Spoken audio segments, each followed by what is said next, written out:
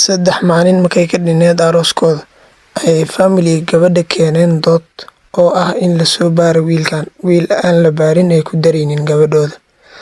Marka dood yar kadib waxaa la isku afgartay labadooda in la soo baaro. Marka subaxdii isbitaalka ayaa la geeyey.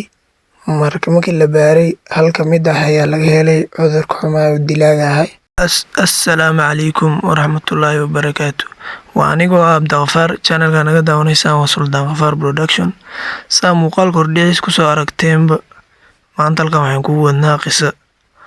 Marka qisada say ku bilaabatay aninkeyga dhaca marka horeysa.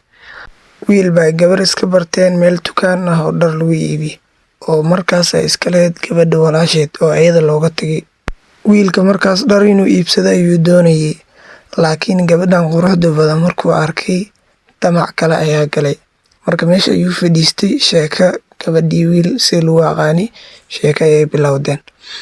Saacado yar kadib telephone number ayay kala qaateen. Marka meeshaas ay ku kala tageen. Wiilka dharku iibsan rabuu iibsaday markuu baxay. Marka xaggaasi WhatsApp ay ka wada sheekaysteen. Marka maalmo dhammaan la sheekaysanayeen way kulmeen wada hadleen. Wiilku wuu jeclaaday gabadha ayadana way ka aqbashay. Marka xiriirkooda wuxuu socday muddo sanad ku dhow. Ayuu socday xiriirkooda. Marka waxaa la isku afgartay inay isguursadaan qoys ay noqdaan. Marka gabadha way ka aqbashay. Wiilka u soo bandhigay gabadha way ka aqbashay. Marka wiilku waa tagay family-giisa ayuu u tagay gabadhana rabaa oo loo doonay. Marka arooska uu ka dhiman yahay 3 beri ayaa dhacday inay family gabadha ay dhahaan wiil aan la baarin laguma daray gabadhayna. Marka waxaa la isku afgartay dood kadib waxaa la isku afgartay in labadooda la soo baaro.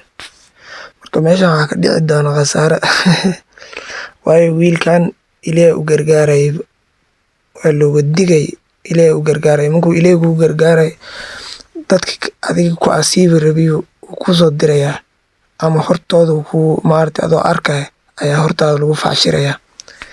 Marka waa la soo baaray gabadhii wiilka isbitaal la geeyey markuu horeysa. Marka waa la baaray gabadhii ayaa laga helay cudurka xumaa oo dilaaga ahay. Marka sidaas wiilku waaba naxayb asaga gabadhana wax qabtay ma isla hayn wuxuu lahay gabadhan iska guurso waa okay si lagu yaqaan Soomaalida.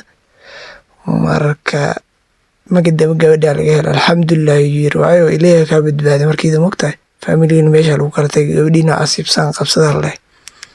Marka halkaan waxaad ka baran kartiin inaan qof walba la iska aaminin. Markuu aroos gali qof ahaana aad ilaa qof taqaano meel isku soo kulantay meel isku soo korteen aad ina iska baartid isku day. Weliga aaminin qof walba iska aaminin weliga. Qofkii aad guursanin qof hubtaa taasoo adoo hubo adoon soo baarina guursanin indhaada ku soo arag. Marka insha Allah khayr in rajeynaya qisada ka heshaan jeclahay channelka subscribe noo saar gambalelkana furta.